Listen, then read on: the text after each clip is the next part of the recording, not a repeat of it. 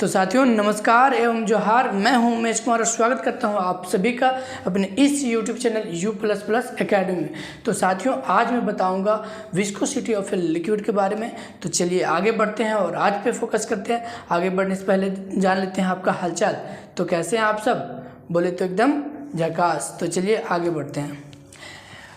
देखिए साथियों, आज का जो हमारा टॉपिक है वो है विस्कोसिटी ऑफ ए लिक्विड। जी हाँ साथियों, विस्कोसिटी ऑफ ए लिक्विड। तो चलिए सबसे पहले हम लोग जानते हैं कि विस्कोसिटी होता क्या है। देखिए इसे मैं बड़े ही आराम से स्टेप बाय स्टेप बताऊंगा और समझाऊंगा। तो चलिए देखते हैं।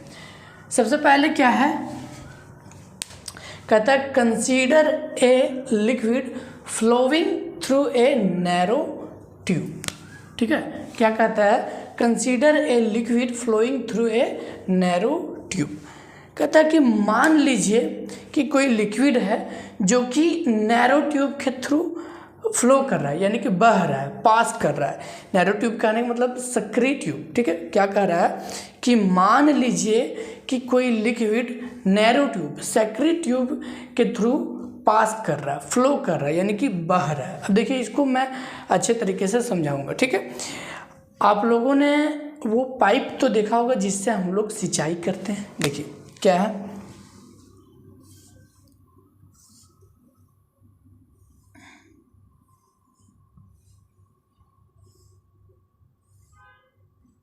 एक तरह से मान लीजिए कि ये पाइप है, ठीक है, जिसे हम लोग सिंचाई करते हैं और इस पाइप के माध्यम से क्या है, लिक्विड फ्लो कर रही है। ठीक है, मान लीजिए, ऐसा मान लीजिए, इमेजिन कीजिए, मान लीजिए कि ये पाइप है। ठीक है, ये पाइप है। मान लीजिए कि ये जो है पाइप है। पाइप बोले तो हम लोग जिससे घरों में सिंचाई करते हैं पेड़ पौधों का, तो ये पाइप है और क्या है, ठीक है, हम लोग ऐसा मान रहे हैं कि ये पाइप है। ठीक है, और इसके थ्रू क्या हो रहा है, कोई लिक्विड फ्लो कर रहा है, बह रहा है, पास कर रहा है। ये एक पाइप है, ठीक है, और इसके थ्रू लिक्विड फ्लो कर रहा है, पास कर रहा है। ठीक है, यहाँ तक आपको समझ में आ गया, यहाँ तक आप लोगों ने मान लिया।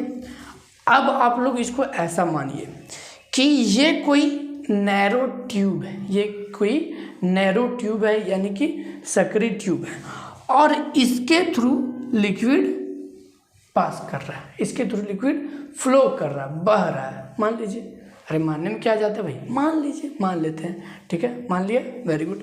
ठीक है, तो यहाँ हमने क्या माना है कि कोई लिक्विड है जो कि नैरो ट्यूब से फ्लो कर रही है। यहाँ तक हम लोगों ने मान लिया। मानने में क्या जाता है, मानने में कुछ नहीं जाता है, मान लेते हैं। ठीक है, मान लेते हैं, वेरी गुड। अब आगे बढ़ते हैं। अब आगे क्या कहता है, all part of the liquid do not move through the tube with the same velocity. अब क्या कहता है कि लिक्विड का सारा पार्ट इस ट्यूब के जरिए, इस नैरो ट्यूब के जरिए सेम वेलोसिटी के साथ मूव करे। ऐसा पॉसिबल तो नहीं है। देखिए, इस नैरो ट्यूब के जरिए लिक्विड का सारा पार्ट इस नैरो ट्यूब के जरिए सेम वेलोसिटी के साथ मूव करे, जाए, पास करे, ऐसा पॉसिबल तो नहीं है। तो यही कहने की कोशिश कर रहा है कि लिक्विड का जो सारा पार्ट है इस ट्यूब के जरिए सेम वेलोसिटी के साथ मूव नहीं करता है। अब आगे देखते हैं। अब आगे क्या कहता है, imagine the liquid to be made up of a large number of the cylindrical coaxial layers. ठीक है, अब कहते हैं इमेजिन कीजिए, कल्पना कीजिए कि जो लिक्विड है वो बना हुआ है, बहुत बड़ी संख्या में बेलनाकार, सिलेंड्रिकल है ना, बेलनाकार आकृति के कोएक्सियल लेयर के। देखिए इसको इस फिगर के माध्यम से समझिए। ठीक है, कोएक्सियल का मतलब होता है काफ़ी सारे लेयर जिसके सेंटर एक ही होते हैं। ठीक है, कोएक्सियल लेयर का मतलब होता है काफ़ी सारे लेयर जिनके सेंटर एक ही होते हैं। तो क्या कहता है कि आप इमेजिन कीजिए, कल्पना कीजिए, जस्ट सोचिए कि जो लिक्विड है वो बना हुआ है काफ़ी बड़ी संख्या में सिलेंड्रिकल कोएक्सियल सिलेंड्रिकल लेयर, यानी कि बेलनाकार आकृति के कोएक्सियल लेयर से कुछ इस प्रकार से देखिए, ये है सेंटर। हमने बताया क्या, कोएक्सियल लेयर का मतलब होता है कि काफ़ी सारे लेयर जिनके सेंटर्स एक ही होते हैं, ठीक है। तो इस फिगर को आप इमेजिन कीजिए, ये है हमारा सेंटर, ठीक है, ये है सेंटर, ठीक है, ये सेंटर है और ये इनके लेयर, ठीक है, ये इनके हो गए लेयर, ये हो गए इनके लेयर, ठीक है, ये हो गया सेंटर और ये इनके काफ़ी सारे लेयर। तो इमेजिन कीजिए कि इसी तरह का कुछ स्ट्रक्चर इमेजिन कीजिए, ठीक है, इमेजिन कीजिए कि कुछ इसी तरह का लिक्विड, इसी तरह का स्ट्रक्चर लिक्विड बना रहा है और इस तरह के स्ट्रक्चर को लेते हुए फ्लो कर रहा है लिक्विड। ये लिक्विड का स्ट्रक्चर और ये इस तरह से कुछ फ्लो कर रहा है, ये इस तरह से कुछ फ्लो कर रहा है, आगे की ओर फ्लो कर रहा है, ठीक है। बात समझ में आया? क्या कहने की कोशिश कर रहे हैं कि इमेजिन कीजिए, कल्पना कीजिए कि जो लिक्विड है वो क्या होगा, बना हुआ है किस तरह से, बहुत बड़ी संख्या में कोएक्सियल सिलेंड्रिकल लेयर से। इमेजिन कीजिए, जस्ट इस फिगर को देख के इमेजिन कीजिए कि ये हो गया आपका सेंटर और ये कुछ इस तरह से जो है लिक्विड के लेयर्स और इस तरह से वो फ्लो कर रहे हैं। यहाँ तक आपको समझ में आ गया होगा आई थिंक, ठीक है। अब आगे देखते हैं, ठीक है, क्या कहता है, the layer which is in contact with the walls of the tube is almost stationery.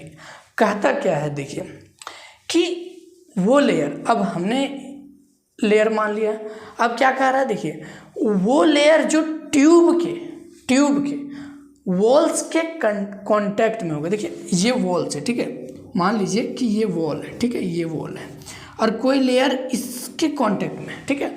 तो कह रहा है क्या, वो लेयर जो ट्यूब के वॉल्स के कांटेक्ट में, मतलब सबसे ऊपरी भाग में या सबसे नीचे वाले भाग में, जैसे लिक्विड इस तरह से फ्लो कर रहा है, ठीक है, लिक्विड कुछ इस तरह से यूं फ्लो कर रहा है, ठीक है, फ्लो कर रहा है, तो वैसा लेयर जो ट्यूब के, ठीक है, पाइप भी मान लीजिए, तो उस ट्यूब के वॉल्स के कांटेक्ट में, तो वो ऑलमोस्ट स्टेशनरी होगा। मतलब कहने का मतलब है कि वो स्थिर होगा और सिंप्लीफाई करें तो उसकी जो गति है वो काफ़ी न्यूनतम होगा, ना के बराबर होगा, ठीक है, उसकी गति बहुत ही कम होगी।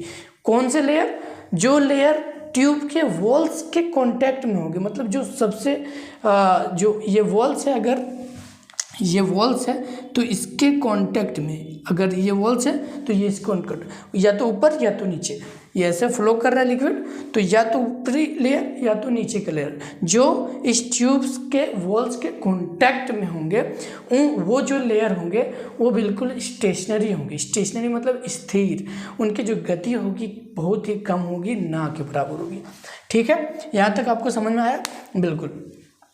अब आगे बढ़ते हैं, आगे क्या कहता है, as we move from the walls towards the centre of the tube, ठीक है, the velocity of the cylindrical layers on increasing, ठीक है, ऑन इंक्रीजिंग। अब समझिए क्या कहता है कि जब हम लोग ट्यूब के वॉल से सेंटर की ओर मूव करते हैं, जब हम लोग ट्यूब के वॉल से सेंटर की ओर मूव करते हैं, तो हम लोगों को पता है कि यहाँ पर जो वॉल्स के कांटेक्ट में जो लेयर होंगे उसका जो वेलोसिटी होगा वो स्टेशनरी होगा, मतलब वो उसका वेलोसिटी बहुत ना के बराबर होगा, बहुत कम होगा, यानी कि यहाँ पर वाले लेयर्स का वेलोसिटी कम होगा, ना के बराबर होगा, स्टेशनरी होगा। तो जैसे हम लोग वॉल से सेंटर की ओर मूव करेंगे तो इन लेयर का जो सिलिंड्रिकल लेयर है, उन लेयर का जो वेलोसिटी होगा वो क्या होगा, इंक्रीज करेगा। देखिए यहाँ पर कुछ नहीं है तो यहाँ पर कुछ है, यहाँ पर इंक्रीज किया और यहाँ तक इंक्रीज किया। तो क्या कहने की कोशिश कर रहा हूँ मैं कि जैसे जैसे हम लोग वॉल से सेंटर की ओर मूव करेंगे, वॉल से सेंटर की ओर मूव करेंगे तो जो सिलिंड्रिकल लेयर हैं उनके वेलोसिटी इंक्रीज करेगी। ठीक है, अब देखिए it is maximum at the centre. वही बात मैंने क्या, बढ़ते जाएगी और जैसे ही सेंटर पे आएगी तो वो मैक्सिमम होगी, यानी कि सेंटर पे उस सिलिंड्रिकल लेयर का जो वेलोसिटी होगा वो मैक्सिमम होगा, सबसे ज़्यादा होगा, और वॉल्स पे सबसे कम होगा, मिनिमम होगा, यानी कि नहीं होगा, स्टेशनरी होगा, मान के चलिए। ठीक है, अब आगे बात करते हैं हम लोग। It is maximum at the centre. ठीक है, we may say that as we move from the centre towards the walls the velocity keeps on decreasing. अब यहाँ समझिएगा, अब हम लोग क्या कर रहे हैं, सेंटर से वॉल्स की ओर आ रहे हैं, अभी हम लोग वॉल से सेंटर की ओर आए तो अब सेंटर से वॉल्स की ओर, तो जैसे जैसे हम लोग सेंटर से वॉल्स की ओर मूव करेंगे तो वैसे वैसे जो सिलिंड्रिकल लेयर्स हैं उनके वेलोसिटी डिक्रीज करेगी, घटते जाएगी, फिर से वॉल्स आ जाएगा और यहाँ पे इसका जो वेलोसिटी होगा, यहाँ पे इसका जो मूवमेंट होगा वो स्टेशनरी होगा, यानी कि यहाँ पे इसका जो वेलोसिटी होगा वो मैक्सिमम होगा और यहाँ पे हो जाएगा स्टेशनरी, यानी कि कुछ नहीं, स्थिर। ठीक है, बात समझ में आ गई। तो जैसे जैसे हम लोग सेंटर से वॉल्स की ओर आते हैं तो जो सिलेंड्रिकल लेयर हैं उनकी जो वेलोसिटी है वो डिक्रीज करते हैं। यहाँ पर ध्यान देने वाली बात बस यही है कि दो बात यहाँ पर हमने बोला कि वॉल से सेंटर की ओर आएगी तो सिलेंड्रिकल लेयर की वेलोसिटी इंक्रीज करेगी, और सेंटर से वॉल्स की ओर जैसे जैसे हम लोग मूव करेंगे तो जो सिलिंड्रिकल लेयर है उनकी वेलोसिटी डिक्रीज करेगी, यहाँ से यहाँ तक इंक्रीज करेगी और फिर यहाँ से यहाँ तक डिक्रीज करेगी। तो ये आई थिंक आपको समझ में आया। अब इसके आगे देखते हैं। ठीक है, अब कहता है क्या, देखिए यहाँ से, in other words every layer offer some resistance और friction to the layer immediately below it. होता क्या है कि जब ऐसे लेयर्स होते हैं, ठीक है, वाटर फ्लो कर रहे हैं और ऐसे जब लेयर्स बनते हैं तो प्रत्येक लेयर क्या करते हैं, प्रत्येक लेयर अपने से तुरंत नीचे वाले लेयर्स को क्या करते हैं, कुछ रेजिस्टेंस और फ्रिक्शन प्रदान करते हैं, कुछ रेजिस्टेंस और फ्रिक्शन। रेजिस्टेंस कहने का मतलब है प्रतिरोध और फ्रिक्शन कहने का मतलब है घर्षण। तो वही मैं बात कर रहा हूँ कि अगर दूसरे शब्दों में हम लोग बात करें तो क्या होता है, कि प्रत्येक लेयर अपने से जो तुरंत नीचे वाले लेयर होते हैं उनको कुछ ना कुछ रेजिस्टेंस या फ्रिक्शंस ऑफर करते हैं, प्रदान करते हैं। ठीक है, और आगे हम लोग बढ़ें तो क्या कहते हैं, this force of friction which one part of the liquid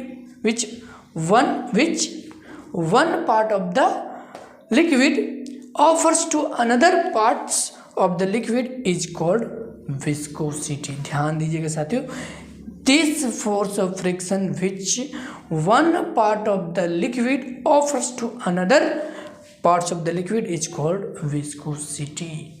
यही चीज़ जो है सो आपके काम का, यही दो लाइन आपके काम का चीज़ है।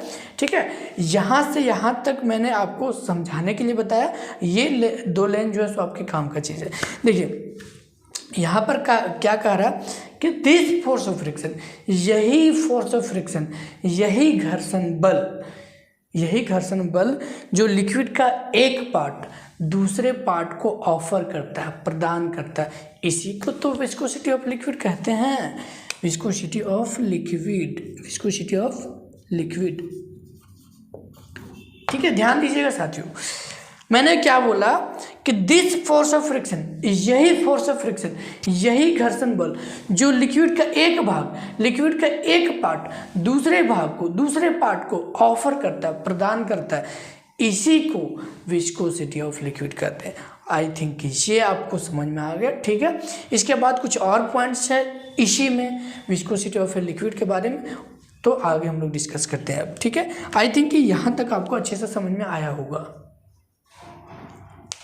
आप लोग इसे नोट कर लीजिए।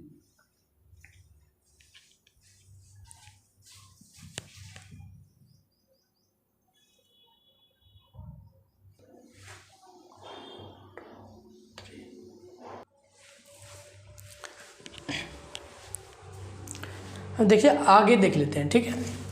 जहाँ तक मैंने बताया उसके आगे, ठीक क्या है, it has been found that the force of friction F between two cylindrical layers each having area A square centimeter separated by a x centimeter and having a velocity difference of v centimeter per second is given by।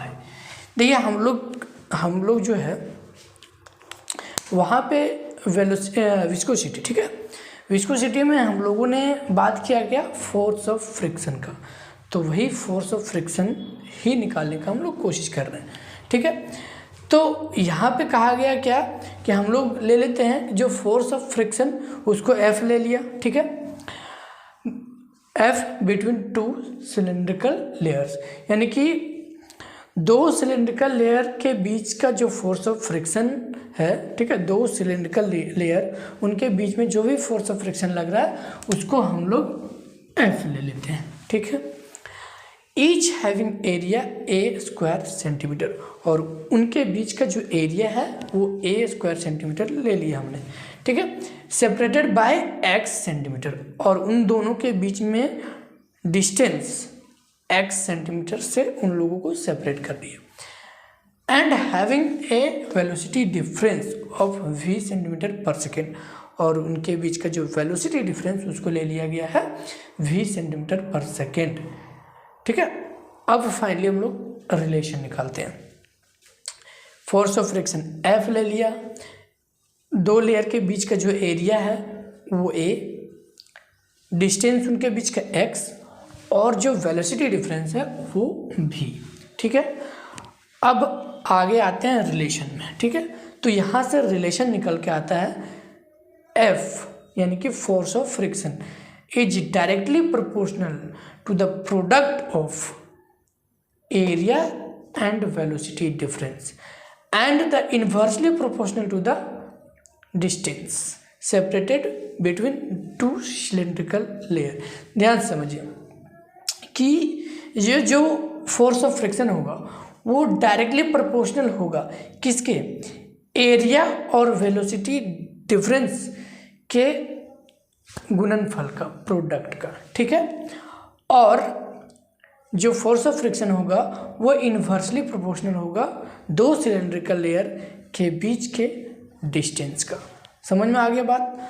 तो यहाँ से अगर force of friction हमें क्या निकल के आएगा, तो यहाँ से अगर ये प्रोपोर्शनैलिटी का साइन हटाते हैं तो इक्वल, और इसके बदले में कांस्टेंट आता है, ये कांस्टेंट हो गया आपका n, और यहाँ से a भी बाय x, ठीक है। और यहाँ पे फाइनली अगर हम लोग ये n निकालने की कोशिश करें तो n इक्वल टू आ जाएगा fx, यहाँ पर f क्या है, फोर्स ऑफ फ्रिक्शन, और बाय av, ठीक है।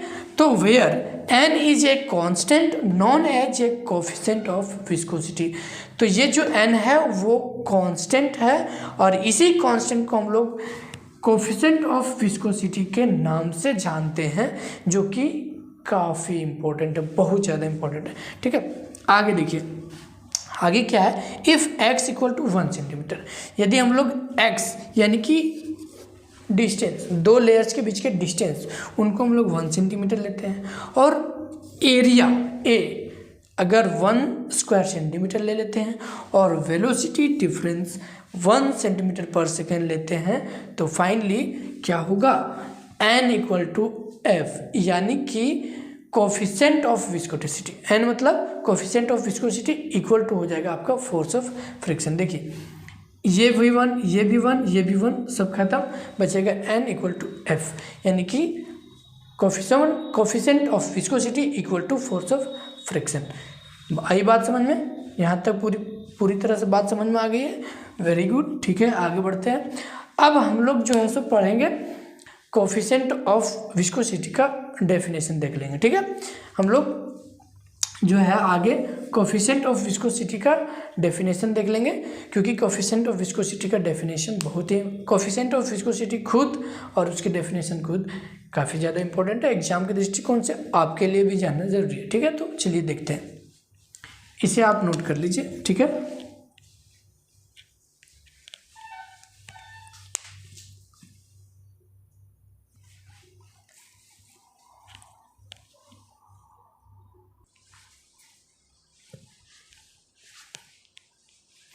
तो अब चलिए अब आगे देख लेते हैं, ठीक है। यहाँ पे हम लोग पढ़ेंगे कि कोफिशिएंट ऑफ विस्कोसिटी क्या होता है, ठीक है। कोफिशिएंट ऑफ विस्कोसिटी क्या होता है, इसका डेफिनेशन, सिंपल डेफिनेशन हम लोग पढ़ेंगे। तो क्या कहता है कि coefficient of viscosity may be defined as the force of friction in dynes required to maintain a velocity, ठीक है, velocity required to maintain a velocity difference of 1 centimeter per second between two parallel layers 1 centimeter apart and each having an area 1 square centimeter। देखिए coefficient of viscosity को हम लोग कुछ इस तरह से परिभाषित कर सकते हैं, इस तरह से डिफाइन कर सकते हैं कि दो पैरेलल लेयर, ठीक है, दो पैरेलल लेयर जिनके बीच का दूरी 1 सेंटीमीटर हो और उनके बीच का जो एरिया है, उनका जो एरिया है वो 1 स्क्वायर सेंटीमीटर हो, तो उन पैरेलल लेयर के बीच में, उन पैरेलल लेयर के बीच में, ठीक है, वेलोसिटी डिफरेंस 1 सेंटीमीटर पर सेकेंड को मेंटेन करने के लिए जितना फोर्स ऑफ फ्रिक्शन रिक्वायर्ड होगा, ज़रूरी होगा, that is called coefficient of viscosity. आई बात समझ में? फिर से समझिएगा, ध्यान से समझिएगा कि दो पैरेलल लेयर जिनके बीच का डिस्टेंस 1 सेंटीमीटर अपार्ट हो, उनकी एरिया 1 स्क्वायर सेंटीमीटर हो, ठीक है, उन दो पैरेलल लेयर के बीच 1 सेंटीमीटर पर सेकेंड वेलोसिटी डिफरेंस को मेंटेन करने के लिए जितना फोर्स ऑफ फ्रिक्शन रिक्वायर्ड होगा, ज़रूरी होगा, that is called coefficient of viscosity. वही होगा आपका कोफिशिएंट ऑफ विस्कोसिटी, ठीक है। और फॉर्मूला इसका, कोफिशिएंट ऑफ विस्कोसिटी का फॉर्मूला क्या है ये मैं ऑलरेडी बता चुका हूँ, ठीक है। अब आगे देख लेते हैं the unit of viscosity. Viscosity का यूनिट क्या है? तो इसका विस्कोसिटी का जो यूनिट है वो आपका होगा डाइन्स पर स्क्वायर सेंटीमीटर सेकेंड और पोएज, ठीक है। तो विस्कोसिटी का जो यूनिट है वो होगा आपका डाइन्स पर स्क्वायर सेंटीमीटर सेकेंड और पोएज। लेकिन अगर हम लोग एसआई यूनिट की बात करें, ठीक है, तो एसआई यूनिट की बात करें तो एसआई यूनिट हम लोग निकाल लेते हैं। फॉर्मूला हम लोग जानते हैं, एन इक्वल टू होता है F x by A V. यहाँ पर F force of friction, x distance, A area और वी जो है सो वेलोसिटी डिफरेंस हो जाएगा। यहाँ पर एन हो गया, तो फोर्स का जो यूनिट होता है न्यूटन होता है, ठीक है। और यहाँ पे जो है वो एक्स यानी कि डिस्टेंस मीटर, ठीक है, और ए एरिया का मीटर स्क्वायर होता है और भी यानी कि वेलोसिटी मीटर पर सेकेंड, ठीक है। तो इसको अगर सिंप्लीफाई करेंगे तो आ जाएगा आपका न्यूटन सेकेंड पर मीटर स्क्वायर। सिंप्लीफाई करके जो यूनिट आएगा, एसआई यूनिट आएगा किसका? विस्कोसिटी का, वो आपका होगा न्यूटन सेकेंड पर मीटर स्क्वायर। और इसको हम लोग ऐसे भी बोल सकते हैं केजी पर मीटर पर सेकेंड। तो ये हो जाएगा आपका SI यूनिट ऑफ विस्कोसिटी। ठीक है, अब आगे देख लेते हैं। It can be shown that 1 poise equal to 1/10 kg per metre per second. यानी कि आपको बता रहा है यहाँ कि 1 poise equal to 1/10 kg per metre per second होगा। आपको कैलकुलेशन में आप इसे यूज कर सकते हैं। ठीक है, अब यहाँ पर से एक छोटा सा टॉपिक है, उसको देख लेते हैं। विस्कोसिटी हमने देख लिया कि विस्कोसिटी क्या होता है, कोफिशिएंट ऑफ विस्कोसिटी भी हमने देख लिया। अब हम लोग देखते हैं कि फ्लूइडिटी क्या होता है, फ्लूइडिटी। ठीक है, तो क्या कहता है, reciprocal of viscosity is called fluidity. यानी कि सिंपल कहने का मतलब है कि विस्कोसिटी का उल्टा है ना, विस्कोसिटी का जो रेसिप्रोकल होगा, विस्कोसिटी का जो उल्टा होगा, उसी को हम लोग कहेंगे फ्लूइडिटी, है ना। मतलब विस्कोसिटी का जस्ट उल्टा रेसिप्रोकल। तो जो विस्कोसिटी का रेसिप्रोकल होगा, ठीक है, रेसिप्रोकल ऑफ विस्कोसिटी, तो उसी को हम लोग क्या कहेंगे, फ्लूइडिटी। और इसको रिप्रेजेंट किया जाता है बाई फाई, है ना। फ्लूइडिटी को फाई से रिप्रेजेंट करते हैं, इसलिए हम लोग फाई इक्वल टू 1/n लिख सकते हैं, 1/n, यानी कि रेसिप्रोकल ऑफ विस्कोसिटी। ठीक है, और अगर यूनिट की बात करेंगे तो पर पोएज हो जाएगा। तो ये आपका था आज का फुल टॉपिक। यहाँ पे हम लोगों ने, ठीक है, आज हम लोगों ने सीखा है विस्कोसिटी के बारे में, कोफिशिएंट ऑफ विस्कोसिटी के बारे में और फ्लूइडिटी के बारे में। ठीक है, तो ये सारी की सारी चीज़ें हमने आज बताई। आई थिंक कि ये सारी की सारी चीज़ें आपको समझ में आई होगी। ठीक है, और इसे आप नोट कर लीजिए। ठीक है, तो आज के लिए बस इतना ही, मिलते हैं हम अपने अगले वीडियो में, तब तक के लिए बाय बाय, धन्यवाद।